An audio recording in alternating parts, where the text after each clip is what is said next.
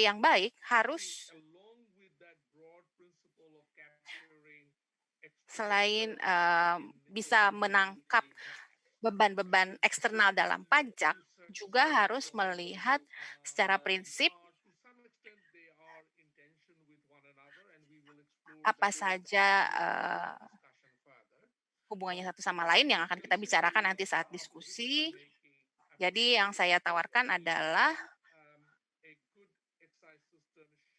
sistem, cukai yang baik harus diarahkan untuk konsumsi produk-produk beresiko lebih kecil agar bisa menangkap, eee, beban eksternal yang negatif. Kita harus bisa melihat apa, resiko yang ditimbulkan oleh produk tersebut dan menyesuaikan resikonya secara proporsional agar pajaknya proporsional dengan resiko dari produk tersebut. Dan di saat yang sama, rancangan cukai ini juga harus menghalangi penjualan ilegal dan ada, hubungan antara kedua subjek tersebut. Dan, poin yang ketiga adalah tentang, pemerintah yang sudah bergantung, terutama negara-negara yang, membangun, ma tergantung pada cukai. Jadi cukai ini adalah bagian yang cukup penting dari pendapatan pemerintah dan sangat bisa diandalkan dalam hal proporsi pendapatan pemerintahnya. Berbeda dari pendapatan dari PPN, tergantung dari keadaan ekonomi dan, permintaan barang-barang seperti alkohol ataupun tembakau juga naik turun, tapi, cukup elastis. Jadi pendapatan proporsional yang datang dari cukai biasanya cukup stabil dan meningkat dengan, seiring meningkatnya konsumsi dan ada faktor, pertumbuhan populasi juga. Karena pemerintah telah bergantung pada pendapatan dari cukai ini, jadi penting untuk memastikan bahwa keseluruhan, eee, pajak ini tidak akan, mengganggu atau, keluar dari jumlah yang bisa ditoleransi. Jadi itu adalah faktor, yang bisa dipertimbangkan dan memiliki hubungan satu sama lain. Jadi kalau Anda memiliki kebijakan resmi untuk mencakup segalanya, mungkin Anda akan mengurangi konsumsi dan mengurangi pendapatan. Karena itu adalah faktor yang harus dipertimbangkan juga. Berdasarkan hal tersebut, kalau kita menerima proposisi itu, bahwa kebijakan, pajak harus proporsional pada resikonya, maka ada hal-hal tertentu yang harus dipertimbangkan. Bagaimana cara menerapkannya? Pertama, kita harus mengidentifikasi semua jenis, konsumsi dari barang-barang beresiko. Jadi sistem pajak saat ini kadang tidak melakukan hal tersebut atau, menerapkan rata-rata pajaknya secara tidak disproporsional tergantung dari jenis, barangnya. Jadi saya bekerja di Myanmar misalnya, salah satu contoh yang bisa saya berikan, ada, alkohol setempat, pajaknya hampir nol, tapi, minuman beralkohol dari penyulingan di pajaknya cukup tinggi. Jadi ada proporsi yang tidak tepat dalam hal tersebut. Yang pertama adalah mengidentifikasi perbedaan konsumsi dan perbedaan tingkat pajak dari, eee, barang dan tingkat konsumsi saat itu. Langkah berikutnya adalah kita harus, mengukur potensi resikonya dari berbagai jenis, produk-produk beresiko tersebut. Jadi Anda mungkin punya ada, eee, pajak yang berbeda di tingkat yang Fundamentally the same thing. It is alcohol or sugar or tobacco, nicotine, but it is taxed at a very different levels, and that, to my mind, is getting the data right before you can do any adjustment for degree of harm. And then I believe the next step is to jadi langkah-langkahnya adalah untuk membuat target pajak insiden target pajak, tingkat apa, tingkat konsumsi seperti apa yang harus dipajaki, dan kita juga perlu memahami berbagai tuntutan kebijakan. Kalau kita melakukan kebijakan tertentu, maka kita akan mendorong perilaku tersebut dan mempengaruhi pola konsumsi dari pajak produk tersebut. Jadi itu juga harus dipertimbangkan. Kesimpulannya adalah tidak ada pendekatan yang standar, jadi kita harus benar-benar memperhatikan kondisi di negara tertentu untuk memahami pola konsumsinya, lalu melakukan studi yang tepat dan berdasarkan rancangan tersebut membuat solusi kebijakan pajak yang proporsional. Kebijakannya bila tidak cukup maka harus disesuaikan dengan langkah-langkah preventif dan bagaimana cara menerapkan kebijakan tersebut. Ya, terima kasih Hafiz. Profesor Knosson sudah kembali. Tadi layarnya freeze. Ada 2 ahli kita yang di Eropa dan 3 di Amerika. Jadi kita berada di dunia Zoom saat ini. Jadi kadang-kadang ada kejadian layarnya jadi beku. Silakan Sibrin, tadi Hafiz sudah memperkenalkan konsep resiko dan pajak proporsional. Jadi kita kembali lagi ke fundamental dari pajak cukai ini yang kita perlu mengingatnya kembali karena kita selalu berpikir bahwa pajak itu bisa menyelesaikan semua masalah, padahal kita perlu diingatkan kembali dari fundamental dari pajak tersebut. Ya, terima kasih Dan atas pujiannya. Tadi layar saya sempat berhenti, jadi saya tidak sempat presentasi. Dan laptop saya juga bermasalah, jadi saya mohon maaf. Saya rasa ini bagian dari permainannya. Saya ingin memperkenalkan pajak cukai dan saya ingin mengundang Evan untuk menampilkan slide saya, yaitu kasus tentang pajak cukai yang akan di sini kita bisa lihat cukai itu mudah di karena salesnya tinggi, jadi ini merupakan sumber penghasilan yang baik karena permintaannya cukup elastis. Jadi kalau para ekonomis mengatakan bahwa beban dari pajak cukai ini rendah. Jadi cukai ini cocok untuk memperbaiki kegagalan market. Jadi mengenai polusi, tinggi gula, maka kita akan menimbulkan beban bagi masyarakat, baik dalam hal kesehatan maupun beban misalnya dalam perubahan iklim yang tidak kita pertimbangkan dalam harga sebelumnya, kecuali kalau kita memberikan cukai pada barang itu. Jadi cukai membantu memperbaiki konsumsi atau produksi dari barang-barang ini karena gagal memberikan harga pasar yang tepat.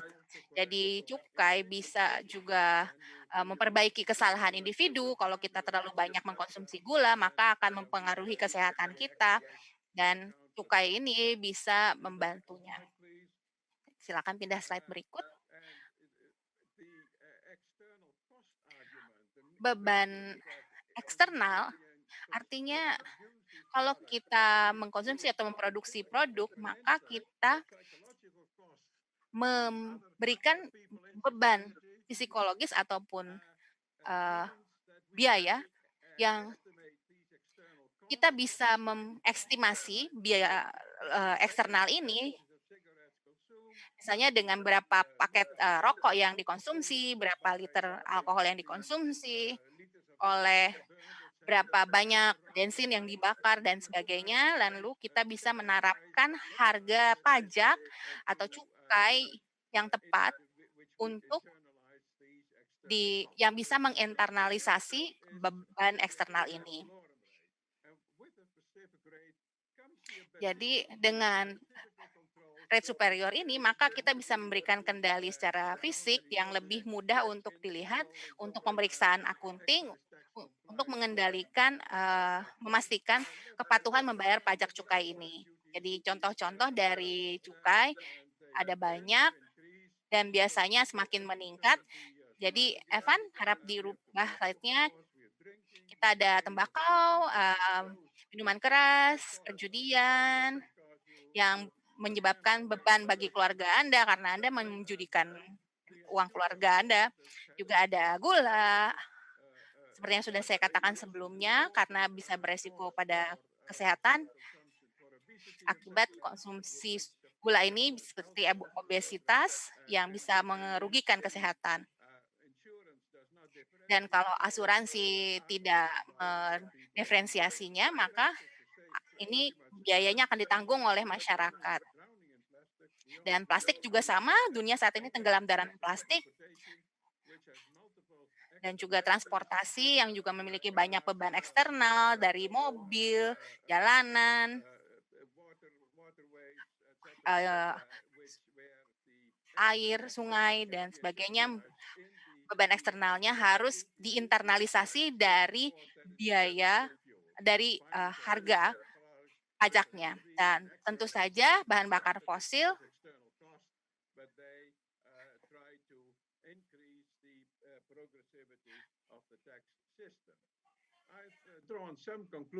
jadi saya sudah memberikan kesimpulan mengenai pajak cukai. Dari kebijakan pajak, cukai harus ditingkatkan sesuai ke level efisiensi, di mana tingkatan ini, mempertimbangkan beban eksternal agar cukai ini bisa mengatasi beban eksternal tersebut. Tapi, mungkin hal ini bukan menjadikan penghasilan yang lebih besar, dan mungkin perlu ada peningkatan persentase dalam rate cukai yang sama dengan, eee, rata-rata pendapatan untuk memaksimalkan pendapatan. Tapi biasanya level efisien ini biasanya lebih rendah daripada level pendapatan. Ya, saya merekomendasikan kita fokus pada efek eksternal dan internal agar beban yang kita berikan kepada anggota masyarakat lain dan bukan dari konsumsinya yang ada pengaruhnya pada distribusi pendapatan, bahkan orang-orang yang menggunakan bahan bakar fosil, orang orang yang pendapatannya lebih rendah demi membakar bahan bakar fosil harus, eee, juga membayar, harga penuh dari bensin tersebut, yang juga harus dipertimbangkan perubahan kontribusinya dalam perubahan iklim. Jadi meskipun kita sudah mempertimbangkan semua beban eksternal, mungkin hal ini juga bisa mempengaruhi konsumsi Anda dan keluarga Anda, dan kita harus mengevaluasi pembagian beban tersebut. Dan poin yang paling penting adalah jika ada pengganti dari produk-produk yang berpotensi beresiko ini, misalnya alkohol, gula, plastik, bahan bakar fosil, kalau ada penggantinya seperti rokok elektrik, bir dengan alkohol 0%, lotre, yang tidak terlalu, membuat orang ketergantungan karena ada waktu yang cukup panjang antara membeli dan hasil yang didapat. Kemudian minuman, jus, buah, eee, kantong kertas dan bukan kantong plastik. Jadi barang-barang pengganti barang beresiko ini hanya bisa dipajaki bila bisa, eee, memiliki beban eksternal dan internal juga.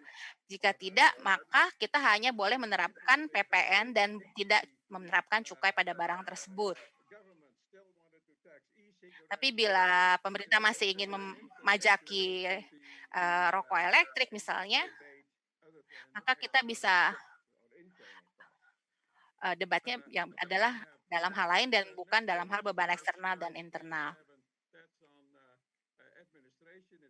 Berikutnya adalah mengenai administrasi, penting untuk mempertimbangkan import dalam hal, eee, dasar pajak, lokal dan juga atas barang impor dan barang yang diproduksi di setempat.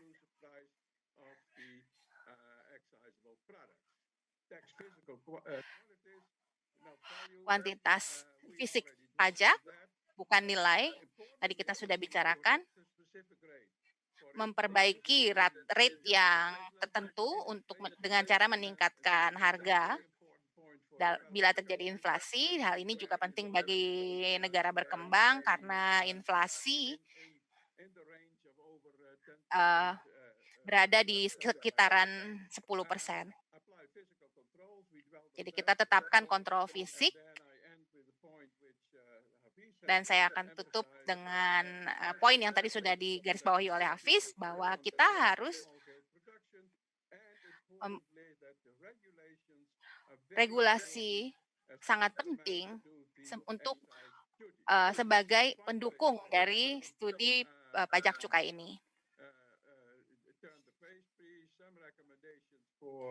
Jadi ini ada beberapa rekomendasi untuk bisa dibaca lebih lanjut. Yang pertama adalah sudah diterbitkan di jurnal Perspektif Ekonomi. Ini adalah analisis yang sangat bagus dalam, pajak, minuman ringan yang bergula tinggi. Dan ada 2 buku yang sudah saya tulis mengenai pajak cukai untuk mobilisasi sumber daya domestik dan juga kebijakan pajak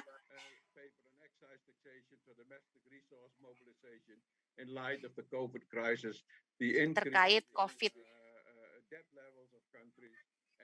Jadi semakin meningkatnya utang negara dan defisit, anggaran.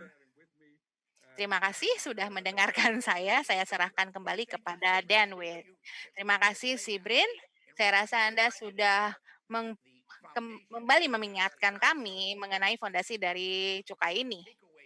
Dan slide Anda tadi sudah memberikan pengantar yang sangat baik untuk Profesor Kenkel dalam presentasikan pilihan apa saja yang bisa dilakukan oleh pemerintah selain pajak. Hafiz mungkin ingin menambahkan beberapa poin setelah Sibrin, presentasi dari Sibrin. Saya rasa saya sudah membuka dengan hal itu dalam hal ya satu-satunya saya ingin tambahkan adalah dalam hal memperhitungkan beban eksternal itu, saya ingin menggarisbawahi bahwa kita juga harus menghitung, tingkatan biayanya, bebannya, dan melakukan semacam, penyesuaian resiko untuk bisa menangkap beban eksternal dalam, harganya. Dan kita bisa membicarakan soal penyeimbangan ini karena masih banyak isu dalam hal, struktur pajak cukai yang tepat, apakah kita menerapkan sistem yang murni secara akurat, tapi ada, eee, kemungkinan tidak sesuai dengan, pendekatan resiko. Tapi saya rasa lebih baik kita bicarakan di diskusi panel nanti. Jadi untuk teman-teman saya yang para panelis, seringkali pemerintah bilang mereka tidak bisa menun tidak bisa menunjukkan hubungan dalam hal kesehatan masyarakat, misalnya dalam minuman ringan. Jadi pemerintah bilang mereka butuh pendapatannya. Jadi kalau panelis kita bisa bersiap-siap untuk membicarakan teori menangkap pendapatan itu, saya minta list untuk berbagi pengalaman di Inggris. Inggris selalu melakukan pendekatan yang langsung dan sangat hati-hati, dan semua pendekatan pemerintah selalu mendengarkan masukan dari komunitas kesehatan, eee, keuangan, konsumen, manufaktur, baik itu dalam alkohol, tembakau, minuman ringan, bensin. Kalau bisa, berbagi pengalaman di Inggris terkait dengan pajak minuman ringan, jadi ada kalau minumannya tanpa gula, pajaknya nol, kalau gulanya tinggi, pajak semakin tinggi. Dan juga ada mengurangi, eee, pajak untuk produk tembakau dengan risiko kecil, ya. Sedangkan list terima kasih dan terima kasih untuk yayasan karena meminta saya untuk bicara hari ini. Selamat, eee, pagi, selamat malam untuk semuanya di seluruh dunia. Saya ingin kembali lagi ke poin yang sudah dikatakan si Brand dan Hafiz. Saya juga setuju bahwa kebijakan cukai ini harus memfasilitasi administrasi cukai dan juga pengumpulan pendapatan, pemungutan pendapatan. Dan saya setuju dengan si Brand bahwa pajak yang spesifik itu penting karena tidak ada dispute lagi. Jadi administrasi pajak saat ini biasanya melakukan audit berdasarkan resiko menggunakan analisa data dan juga catatan tergantung dengan teknik resiko ya, kemampuan resikonya. Jadi masih penting untuk melakukan cek secara fisik dari stok yang ada, baik itu bahan baku dan juga pemeriksaan tanpa yang diumumkan lebih dahulu untuk memastikan bahwa semua dilakukan sesuai dengan prosedur dan aturan. Jadi kalau orang yang akan melakukan jadi perlu juga melakukan audit secara komputer. Kita bisa melihat semua catatan dari data ekspor dan impor dan sebagainya. Jadi saya tahu di berbagai negara di dunia ini, mmm, prosedur audit mungkin tidak terlalu canggih, tapi di masa depan nanti mungkin bisa ditambahkan juga pengendalian rantai pasok dan juga blockchain untuk barang-barang yang datang secara global, catatan pembelian dan prosesnya. Jadi kita bisa membandingkan pembelian dari, tempat-tempat tertentu, ya. Saya harap bisa ditampilkan slide-nya sekarang. Jadi kita lihat bagaimana, eee, pajak cukai dari produk-produk tembakau di Inggris. Jadi untuk tembakau untuk dipanaskan, pajaknya lebih rendah daripada rokok ataupun rokok kretek. Dan ini karena ada kolaborasi yang kuat antara Departemen Kesehatan, Departemen Keuangan, Bea dan Cukai. Di beberapa dekade terakhir ini, mereka menerapkan kebijakan cukai dan juga, tingkatan pajaknya. Jadi saat 2018 Departemen Kesehatan Masyarakat melaporkan bahwa tembakau yang dipanaskan memiliki risiko yang lebih kecil daripada rokok biasa, maka setelah berkonsultasi dengan para stakeholder ini, mak maka diterapkan, pajak diferensial. Jadi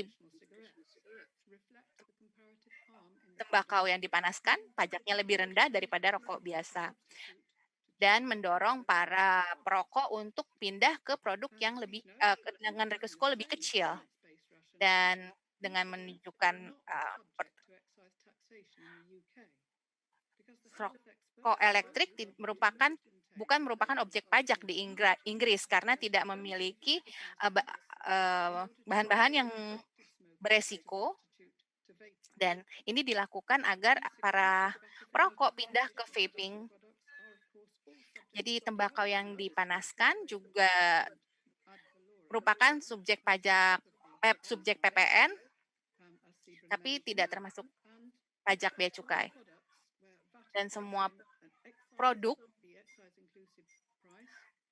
yang sudah memasukkan cukai dalam harganya, sebagai ilustrasi betapa menariknya eh, penghematan yang bisa dilakukan oleh orang yang berganti dari rokok biasa ke rokok elektrik. Jadi harga rokoknya 5 pound. Kalau dia merokok 5 dalam sehari, maka dia bisa hemat 1.000 pound. Kalau dia berubah ke rokok elektrik. Jadi cukup banyak, terutama untuk orang yang keadaan ekonominya kurang baik.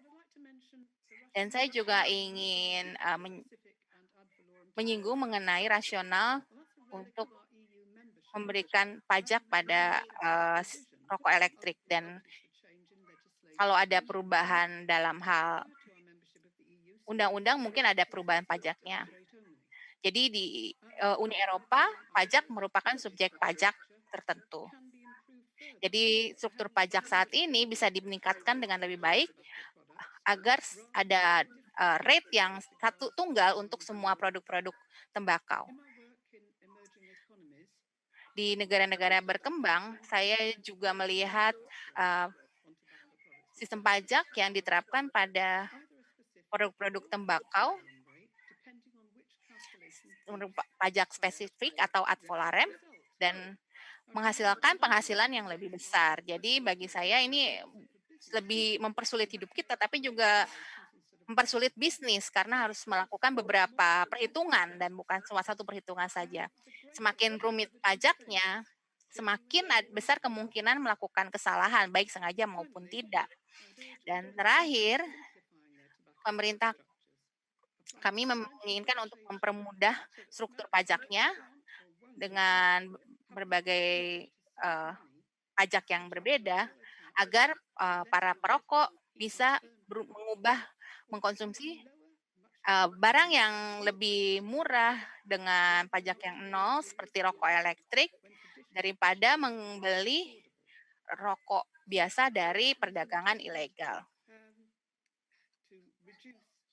Jadi salah satu pajak ini tujuan pajak ini adalah mengurangi penjualan terlarang. Jadi saya harap orang mau mengganti dengan produk yang beresiko lebih kecil daripada membeli rokok yang lebih murah dari pasar gelap tanpa kualitas yang jelas dan bisa merusak kesehatan lebih besar lagi. Dan tapi juga memberikan keuntungan untuk kelompok kejahatan internasional dan teroris. Sekian, terima kasih.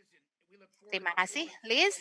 Jadi saya menanti bagian tanya jawab nanti. Saya rasa banyak para penonton kita ini tertarik untuk mempelajari pendekatan pemerintah yang Anda sudah terapkan dengan secara diferensiasi, dan ada konsensus pandangan dari berbagai kesehatan masyarakat, keuangan, dan juga konsumen.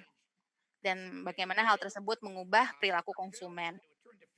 Ya, saya pindah ke Phil sekarang, Phil Gambacini, mengenai bagaimana cara mengurangi produk-produk yang mengubah cara perpajakan produk-produk beresiko di Uni Eropa. Saya ingin menjelaskan cara menerapkan pajak di Uni Eropa, kemudian saya akan membicarakan apa yang terjadi saat ini di Komisi dan di berbagai negara anggota.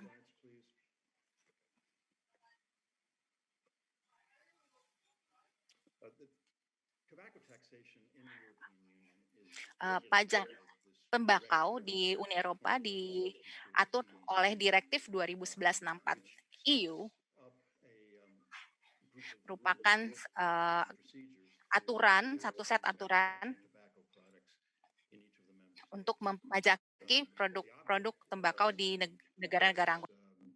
directive Objek dari direktif ini adalah untuk mempromosikan pasar internal agar and pasar internal bisa mencerminkan sebagai satu pasar yang satu single market, dan hal ini bisa dicapai dengan menjaga harganya tetap tinggi objective untuk dapat bisa dipajaki. Untuk mencapai tujuan ini, ada hal-hal tertentu yang diatur dalam direktif ini. Salah satunya adalah harmonisasi definisi produk. Jadi, definisi rokok di satu negara, di negara lain juga sama. Definisinya sama dalam hal panjang pokoknya, potongannya, yang juga lintingannya, potongan dari daun tembakaunya. Jadi definisi produk ini sangat penting dan sudah diharmonisasi di antara negara-negara anggota. Struktur pajak cukai lebih fleksibel di negara-negara anggota, harus memiliki pajak tertentu, tapi uh, range-nya sangat luas. Jadi mungkin ada pajak yang spesifik atau ada pajak ad valorem. Jadi kita bisa lihat di negara-negara anggota ada perbedaan struktur pajak, campuran struktur pajak yang berbeda, dan juga ada pajak rate pajak minimum yang juga diharmonisasi oleh negara-negara anggota. Jadi dalam direktif ini ada rate minimal dana 90 euro untuk rokok, ya, atau 60% dari harga rokok tersebut, dan semua negara anggota harus memiliki struktur pajak yang mencerminkan rate minimal ini.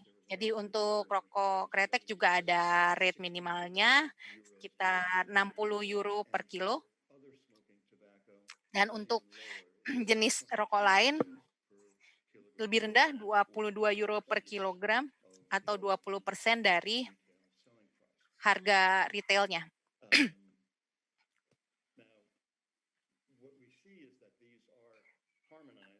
Jadi semuanya ini sudah diharmonisasi, tapi tidak untuk mengurangi resiko.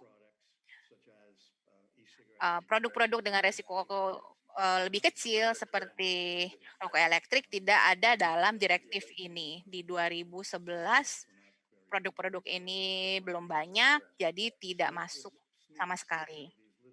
Jadi ada kantong-kantong tembakau yang tanpa asap ini digunakan secara oral juga tidak masuk dalam direktif ini. Meskipun mereka memiliki resiko yang lebih kecil, tapi mereka banyak dilarang di berbagai negara Uni Eropa kecuali Swedia. Jadi komisi akan mereview direktif ini secara periodik untuk memastikan bahwa dia tetap sesuai dengan kondisi di pasar. Terakhir dilakukan di 2017-2018 dan komisi sudah memutuskan untuk tidak mengamandemen direktif tersebut. Dan pada saat itu produk-produk yang kurang resiko tidak banyak tersedia.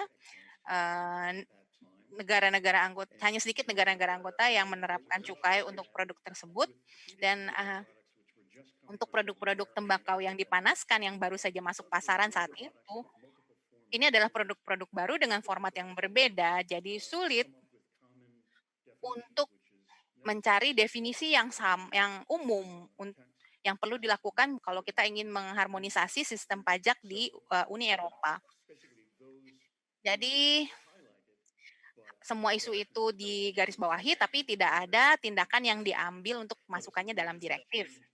Jadi situasi sudah berubah banyak dari 2017 dan 2018. Yang kita lihat di 2021 adalah 17 negara anggota sudah memperkenalkan kategori khusus untuk tembakau yang dipanaskan.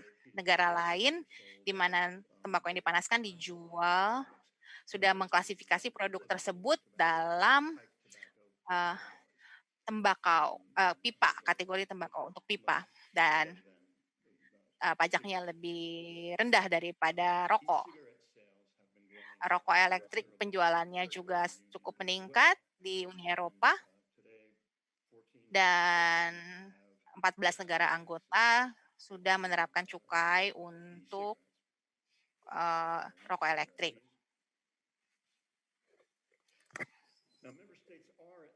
Ini negara anggota mengadopsi berbagai perpajakan yang berbeda. Mereka tidak menunggu anjuran dari Uni Eropa. Jadi seperti Liz yang katakan tadi,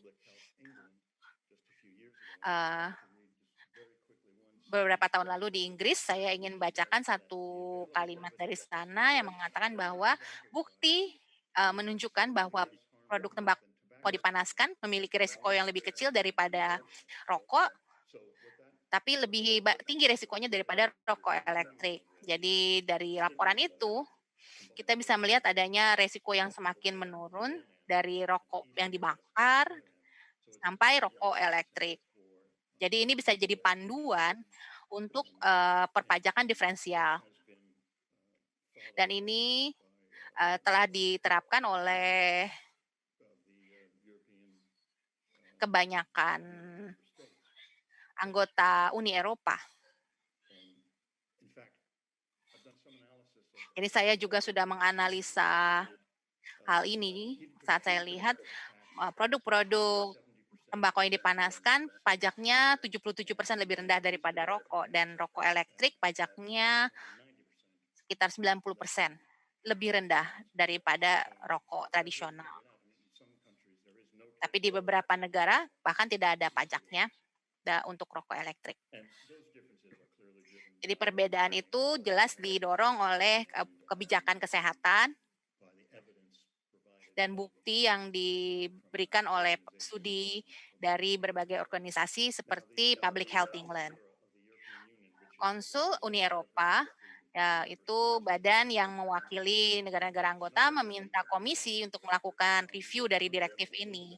Jadi saat ini mereka sedang melakukan proses tersebut, dan mereka melihat tantangan mengharmonisasi definisi dan juga perlakuan pajak dari produk-produk baru ini. Rata-rata rate pajak saat ini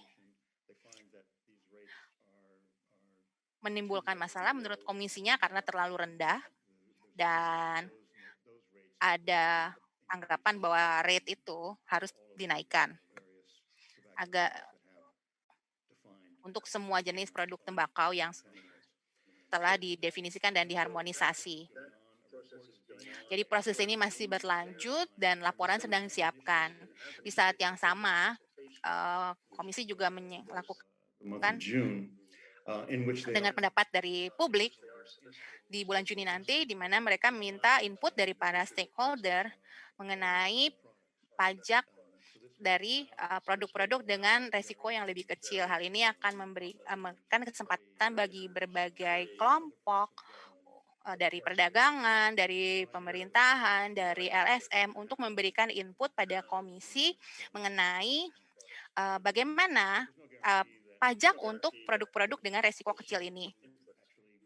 Tapi belum tentu inputnya akan mempengaruhi kebijakan, dan tidak ada jaminan bahwa komisi akan mengambil tindakan untuk menambahkan produk-produk ini di dalam direktif tersebut, atau membuat direktif khusus untuk produk-produk berisiko yang lebih rendah. Tapi hal ini belum tentu akan terjadi. Jadi kemungkinannya yang akan terjadi harmonisasi definisi, maka negara-negara anggota akan melakukan pendekatan pajak diferensial yang sudah mereka lakukan selama bertahun-tahun ini tanpa ada direktif dari Brussels. Itu begitu saya melihat situasinya saat ini. Terima kasih. Terima kasih, Phil. Jadi untuk pada saat tanya jawab ini saya ingin lanjutkan untuk membicarakan mengenai resiko dan by that risk. tingkatan pajak yang ditentukan oleh Series of resiko tersebut. Kita sudah mendengar dari berbagai para ahli administration experts. di pajak, kebijakan pajak dan administrasi pajak. Dan sekarang kita buka pikiran kita untuk mendengar lebih luas lagi dalam hal kebijakan dari Profesor Dan Kenkel. Tadi Dan saya belum menyebutkan bahwa buku panduan kesehatan, ekonomi kesehatan. Jadi Anda yang menulis bab mengenai pencegahan. Jadi tulisan Anda itu sangat menarik dari orang yang berlatar belakang kesehatan masyarakat dan melihat bagaimana mikroekonomi selain perpajakan. Silakan Don. Terima kasih. Kita sudah mendengar banyak hal pagi ini mengenai bagaimana caranya kita bisa menyesuaikan pajak dengan resiko kesehatan dan pengalaman dari berbagai belahan dunia. Dan saya tidak hanya akan memberikan konteks secara global, tapi juga konteks secara kebijakan. Bagaimana menempatkan pajak sebagai salah satu alat yang bisa digunakan oleh pemerintah. Dan saya juga akan bicara mengenai analisa keuntungan dan biaya. Saya rasa ada riset dalam hal riset ekonomi dan riset kesehatan masyarakat yang memberikan kebijakan masyarakat berdasarkan bukti yang saya banyak lakukan di saat saya berada di Washington DC. Jadi kalau kita memikirkan kebijakan ini dalam hal yang lebih luas, perpajakan memiliki daya tarik yang sangat tinggi karena ini adalah solusi yang baik untuk kegagalan pasar. Dan kita bisa menerapkan pajak untuk menangani beban eksternal yang disebabkan oleh produk seperti tembakau, plastik, dan sebagainya. Di saat yang sama, kita mendapat penghasilan dari sana. Jadi rasanya seperti kita dapat kue dan juga bisa dimakan, kita bisa mengatasi masalah kesehatan masyarakat, dan kita juga dapat pendapatan. Salah satu yang harus diingat adalah ada resikonya tetap. Bila pajaknya sangat efektif dalam mengurangi konsumsi, maka bisa juga mengurangi pendapatan. Itu bagus sebetulnya kalau kita lihat dari kesehatan masyarakat. Kita tidak mau menambah penghasilan, lebih baik kita menyingkirkan efek yang buruk dari konsumsi barang tersebut. Dan pertanyaan yang penting adalah menggunakan alat kebijakan yang tepat. Jadi kalau kita lihat ada kegagalan market lain selain beban eksternal. Salah satu kegagalan pasar adalah dalam hal resiko kesehatan, yaitu informasi di mana orang tidak mendapat informasi yang cukup untuk membuat keputusan yang benar demi kepentingan mereka. Jadi menyediakan informasi tersebut sangat penting agar sektor publik bisa membantu sektor masyarakat. Jadi kita memberikan kampanye tentang kesehatan masyarakat berdasarkan bukti. Jadi kampanye anti merokok itu bisa merupakan menjadi contoh bagaimana kesehatan masyarakat sangat berhasil. Di tahun 50-an semakin banyak bukti bahwa rokok menyebabkan banyak kerusakan dalam kesehatan. Dan hal ini resmi diakui oleh Departemen Kesehatan Amerika. Jadi dilakukan kampanye kesehatan masyarakat jangka panjang membuat jumlah perokok menurun tinggal 14% saat ini. Jadi teman saya dan saya juga menerbitkan studi untuk mengkuantifikasi kesuksesan kampanye kesehatan masyarakat ini. Jadi nilai yang ada saat ini dari berkurangnya perokok itu keuntungannya lebih dari $500 billion. Jadi ini salah satu cara untuk mengkuantifikasi dilakukan oleh Profesor Ken Warren dari Universitas Michigan. 50 tahun berjalannya kampanye kesehatan masyarakat ini adalah salah satu kampanye yang paling berhasil di Amerika dibandingkan Eropa dan OECD. Jadi kalau bicara mengenai produk-produk yang resiko lebih kecil, kadang konsumen tidak punya informasi yang cukup terhadap produk-produk tersebut. Di Amerika, eh, informasi kesehatan dan survei, banyak orang berasa bahwa nikotin adalah penyebab utama yang menyebabkan kanker. Padahal nikotin tidak ada urusannya dengan kanker, tapi eh, tar dari rokok yang dibakar itu yang menyebabkan resiko kesehatan. Jadi survei yang terbaru saat ini, 80% dokter merasa bahwa nikotin terkait dengan kanker. Padahal secara ilmu tidak begitu. Sayangnya eh, ini dibawa ke produk-produk dengan resiko lebih kecil. Jadi berdasarkan survei, 35% konsumen merasa bahwa rokok elektrik lebih berbahaya daripada rokok biasa. Padahal buktinya rokok elektrik itu jauh resikonya lebih kecil.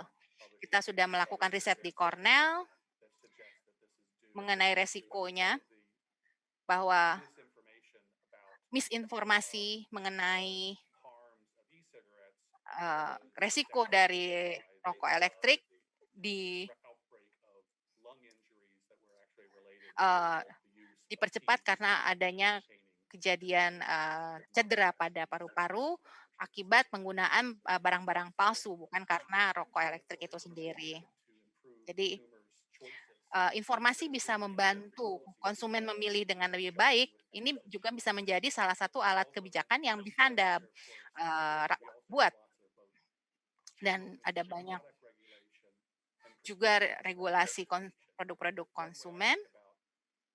Salah satu caranya adalah regulasi tersebut sinergi atau bisa mengkomplement pada regulasi informasi, di mana regulasi produk konsumen, konsumen bisa tahu apa yang mereka dapat.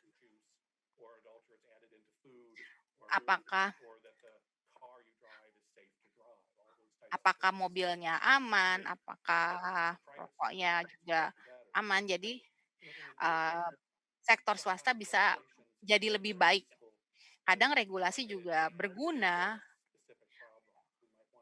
untuk melarang produk-produk beresiko tertentu pada anak-anak muda, misalnya. Mungkin kita mau melarang penggunaan produk-produk beresiko ini di tempat-tempat tertentu, misalnya melarang rokok di dalam ruangan. Jadi hal itu juga bisa sangat berguna untuk sebagai alat kebijakan. Kita juga mau berhati-hati dalam penggunaan alat-alat tersebut karena kita tidak mau menggunakan pelarangan untuk memaksa orang agar tidak mengkonsumsi produknya. Jadi larangan produk-produk menarik seperti perasa, ya jadi banyak yang orang-orang yang menggunakan elektrik akhirnya berhenti menggunakan rokok elektrik dengan perasa.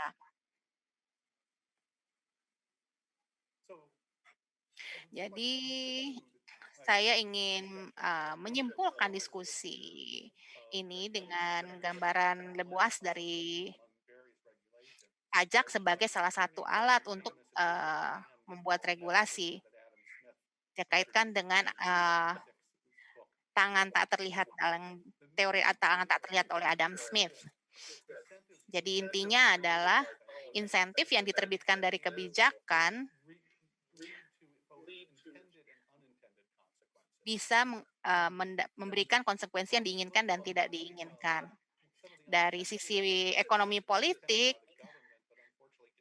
mungkin pemerintah tidak menginginkan hal itu terjadi, tapi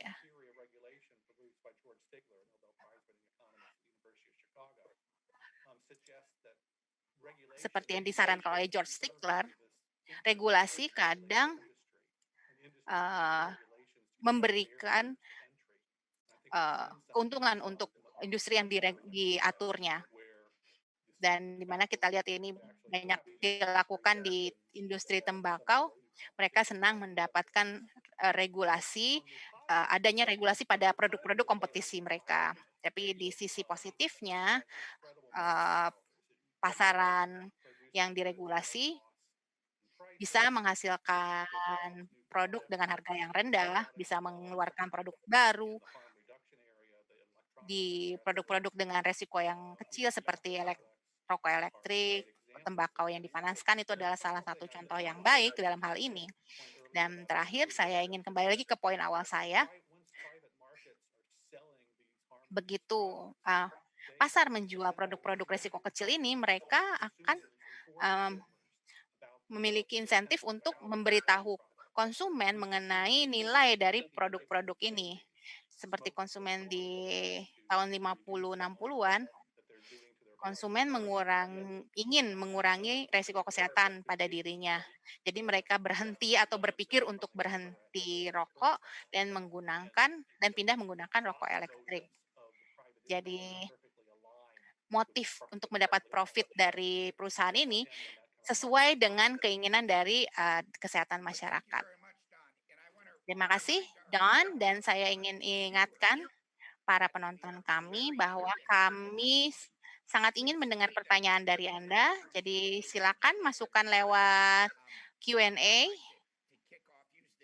Jadi saya ingin menggunakan hak prerogatif dari moderator dan bertanya kepada si Brand.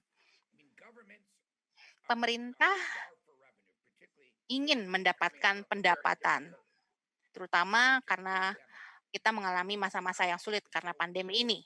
Jadi bagaimana keseimbangan antara meningkatkan pajak pada produk-produk tradisional seperti rokok sebagai cara jangka pendek untuk memenuhi kebutuhan pendapatan dan memberikan, ruang fiskal untuk mengurangi pajak untuk produk-produk yang resikonya, lebih kecil. Apa mungkin ini akan memberikan ruang fiskal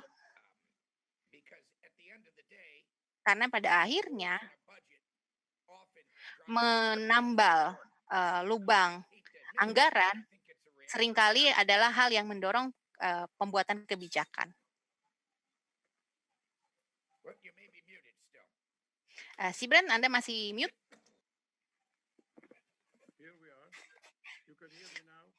Ya, sekarang bisa didengar? Untuk menjawab pertanyaan Anda, excises should be raised to their efficient level, I said, and that efficient level is the excise that reflects the external and internal. jadi cukai yang bisa mencerminkan, beban eksternal dan internal. Di luar itu, kalau kita ingin meningkatkan pendapatan dari cukai, dari produk-produk lain, hanya demi mendapat pendapatan, kita harus bertanya pada diri kita, apa yang lebih mudah untuk dipungut? Apakah cukainya ditambahkan atau PPN-nya atau pajak perusahaan? Jadi kalau kita pertimbangkan itu semua, tentu kita harus pertimbangkan juga tidak hanya administrasi tapi juga biaya compliance-nya, tapi juga biaya ekonominya. Jadi hal ini nah saja cukai mungkin berada di bawah dari skala biaya ini. Jadi kalau Anda perlu mendapatkan pendapatan, Anda harus cari PPN-nya. Jadi memajaki semua konsumsi dengan rata kenaikan 1% daripada mencari produk-produk tertentu untuk dipajaki. Karena kita tahu distorsi kenaikan pajak berimbang dengan rata-rata rate pajaknya. Jadi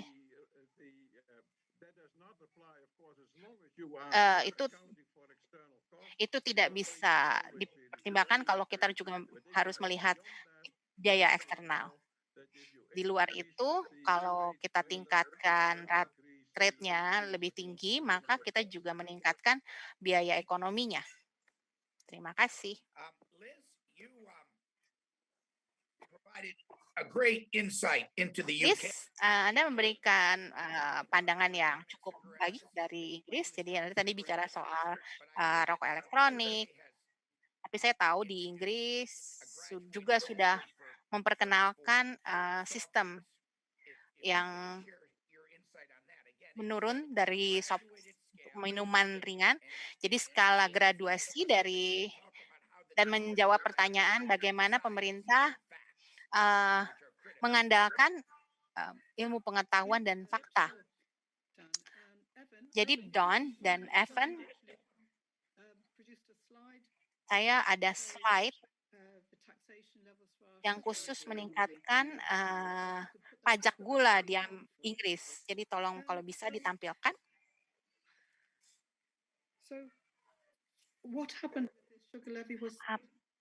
Jadi, cukai gula ini, para pelaku kesehatan sangat, eee, mengkhawatirkan kejadian obesitas di Inggris dan kita mencari cara untuk mendorong konsumen agar mengubah kebiasaan tidak sehatnya itu. Dan salah satu yang mereka garis bawahi adalah, konten gula yang sangat tinggi dalam soda dan itu dianggap sangat buruk untuk kesehatan karena banyak, gula tambahan di dalamnya. Jadi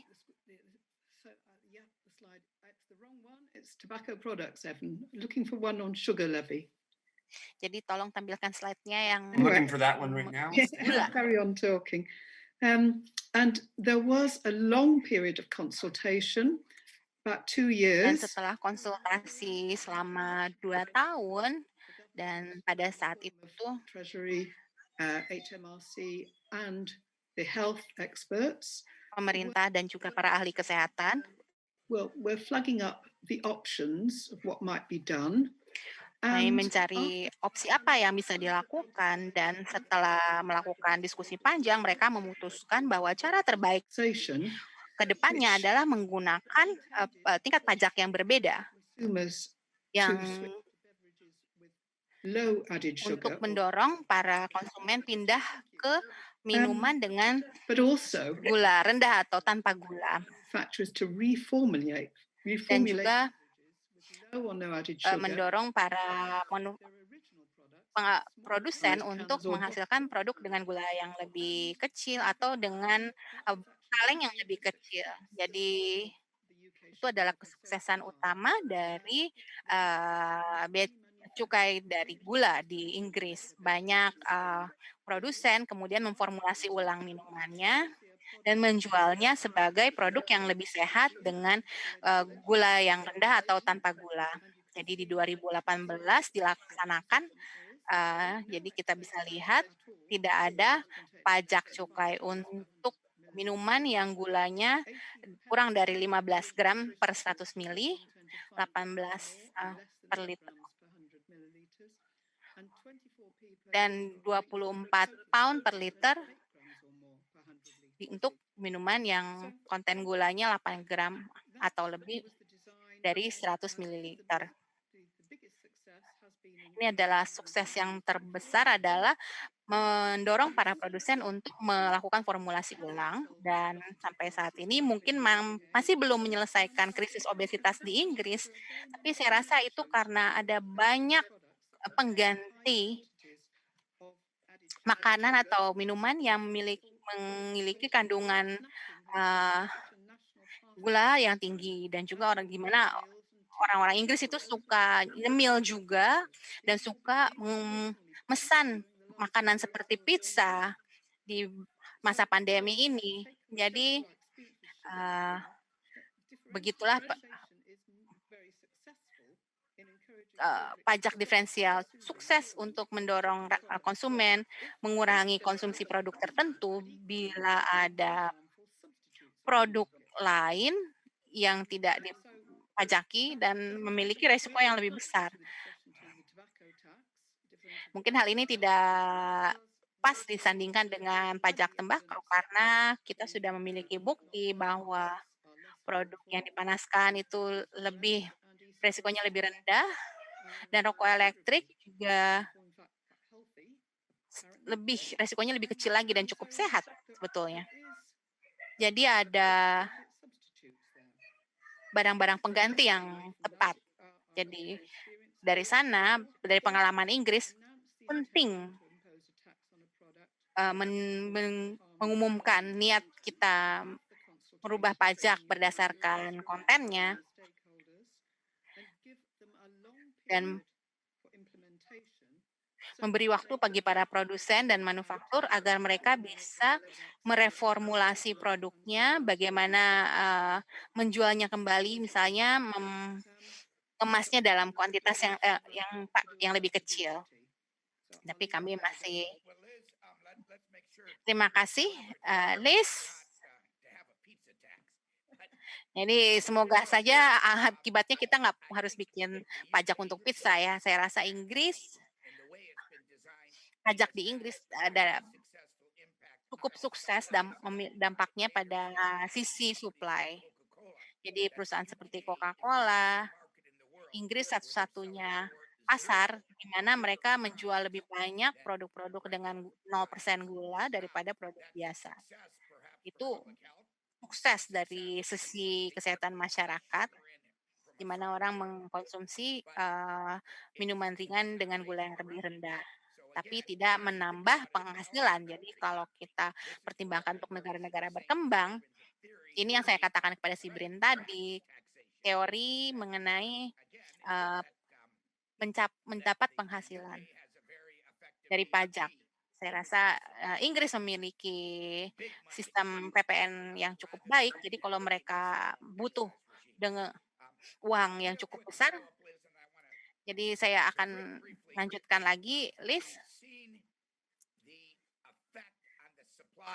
Jadi kita bisa lihat adanya dampak dari sisi supply di Inggris, dari dampak permintaan sendiri kurang sukses karena orang tidak mengurangi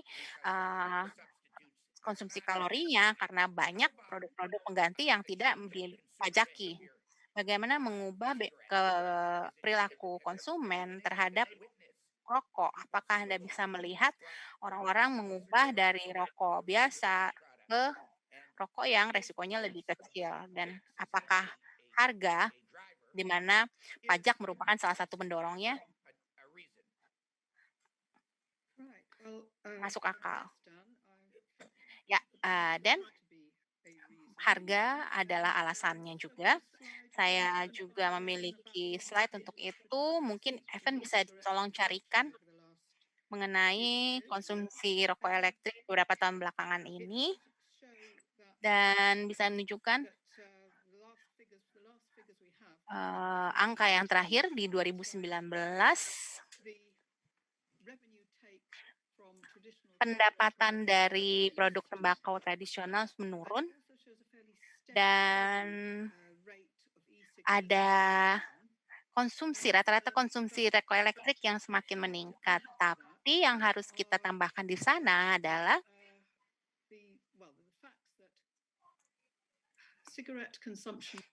konsumsi rokok secara umum semakin berkurang karena kesadaran dan berbagai regulasi yang mendorong tidak boleh melarangan merokok di wilayah publik, dan merokok juga bukan tidak trendy lagi. Jadi itu dampak juga yang menyebabkan orang untuk berhenti merokok. Jadi ada juga orang yang tidak mau menggunakan rokok elektrik karena meskipun pajaknya kecil, tapi masih ada PPN-nya 20% dan mereka mungkin pindah ke penjualan ilegal yang masih tetap sulit untuk dikendalikan. Dan kita masih mencari cara untuk mencari rate yang tepat. Jadi banyak faktor yang berkontribusi, kita perlu melihat gambaran luasnya sebelum bisa menarik kesimpulan. Jadi saya harap akan ada semakin banyak pasar rokok elektrik, determine, what is better for their health dan and konsumen bisa menetapkan apa yang terbaik untuk kesehatan mereka dan juga untuk kantong mereka.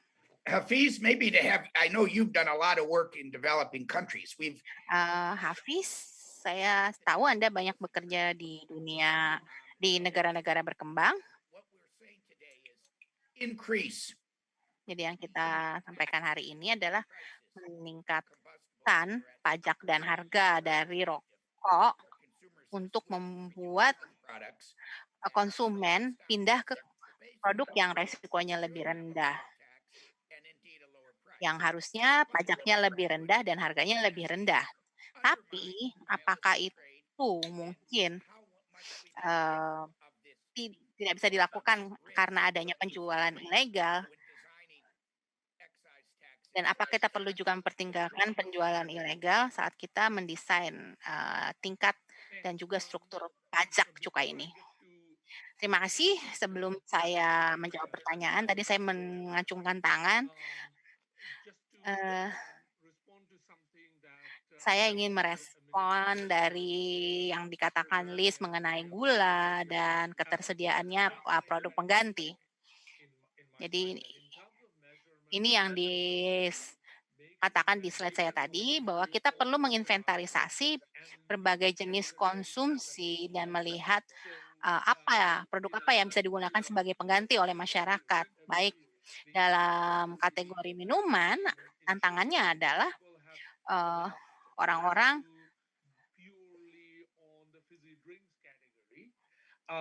hanya fokus ke minuman saja. Di negara berkembang, gula dalam produk cair tapi tidak dipertimbangkan gula dari coklat, permen.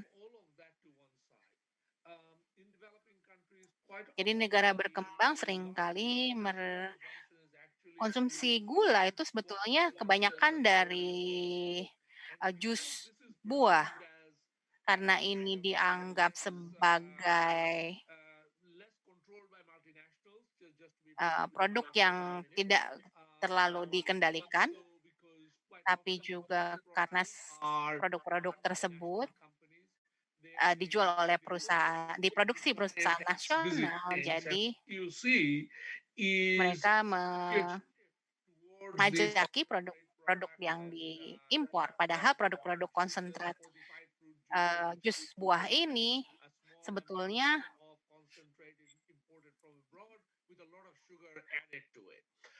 banyak mengandung gula.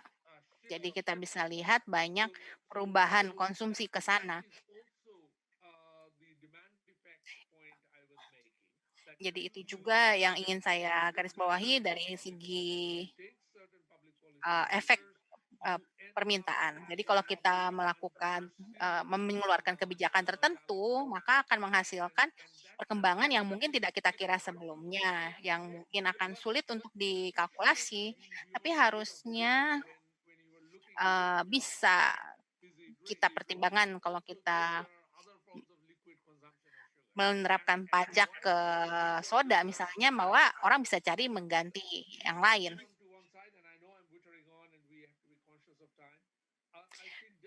Jadi mengingat waktu, saya ingin menjawab pertanyaan Anda tadi, Dan. Memang kita harus memperhatikan perdagangan ilegal di mana ada hubungan antara pilihan kebijakan ini. Ada juga ketegangan lain, yaitu struktur rate-nya atau atas produk yang bisa diterapkan bea cukai. Jadi di negara berkembang ada bias terhadap produk-produk konsumsi tembakau atau mungkin jenis konsumsi lain yang memang pajaknya kecil dari produk rokok biasa. Jadi perlu ada harmonisasi struktur pajaknya, tapi kita juga harus menyadari keadaan realitas di pasar, apa yang mungkin bisa dilakukan dalam konteks tersebut. Jadi harus ada keseimbangan Dan ini adalah maraton, jadi nggak bisa dilakukan dengan cepat. Terima kasih, Hafiz. Jadi saya rasa memang ada sangat luas dasarnya dari makanan dan minuman dan juga produk-produk tembakau. Jadi mungkin itu bisa dilakukan untuk memenuhi kekurangan pendapatan. Jadi Sibrin, saya lihat Anda mengacungkan tangan. Jadi ada satu pertanyaan dari salah satu penonton. Jadi kita melihat inovasi-inovasi dan transformasi ada dalam produk-produk yang dikenakan cukai. Kira-kira dampaknya apa pada pendapatan dan area apa lagi yang bisa dilakukan oleh pemerintah untuk meningkatkan pendapatan. Jadi kembali lagi ke PPN tadi. Dari banyak, kalau kita bicara orang-orang kesehatan masyarakat, mereka fokus pada tujuan kesehatan, keuangan, dan rekan-rekan kita di keuangan tentu saja mereka mengkhawatirkan pendapatan. Jadi dalam transformasi ini dia berada di tengah-tengah. Jadi mungkin tadi Anda bisa menjawab pertanyaan tadi, silakan. Baiklah. Had a few comments on Saya ada beberapa komentar dari presentasi Liz tadi mengenai cukai gula. Kalau memang ada pengganti yang tersedia seperti jus, buah, itu juga harus dimasukkan ke dalam pajak gula sih. Dan tidak hanya terbatas pada minuman ringan saja. Jadi kita bisa pajaki permen, coklat, dan sebagainya. Mungkin ada masalah dari perdagangan ilegal, belanja di negara tetangga dan bukan di negara kita sendiri. Tapi kita itu bisa selesaikan melalui koordinasi. Jadi ini bisa diingat juga.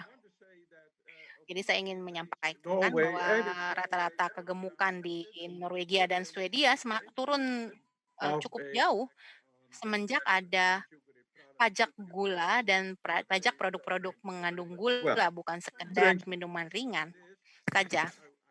Untuk minuman ringan, tentu saja saya rasa inovasi dari Inggris cukup bagus, tapi komentar saya adalah tidak ada insentif untuk berinovasi bagi para produsen soft drink, minuman ringan tersebut. Jadi kalau kita menerapkan pajak pada gulanya saja, jadi produsen tidak punya insentif untuk keluar dari sana. Untuk rokok elektrik, saya rasa penting untuk mengingat kembali bahwa ada laporan dari Royal College of Physicians bahwa ada rokok elektrik, beban eksternalnya, resikonya 5% lebih rendah daripada beban eksternal dari rokok biasa.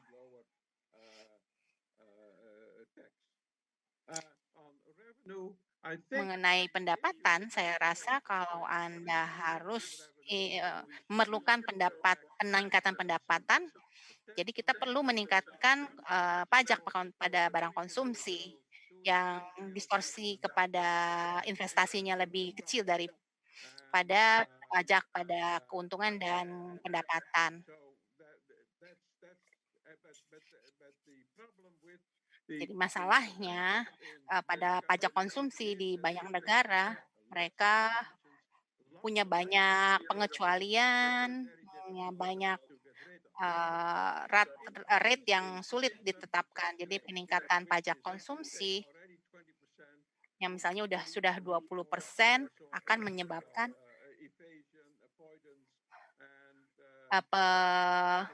ketidakpatuhan membayar pajak dan juga distorsi. Jadi kita bukannya harus meningkatkan PPN-nya, mungkin memperluas dasarnya untuk menambahkan produk-produk yang tadinya dikecualikan. Jadi kita perlu ingat bahwa jangan mengejar pendapatan objektif distribusi pendapatan kalau kita menerapkan PPN, karena di situ sudah ada pajak penghasilan Jadi kita tidak boleh menggunakan PPN untuk distribusi pendapatan.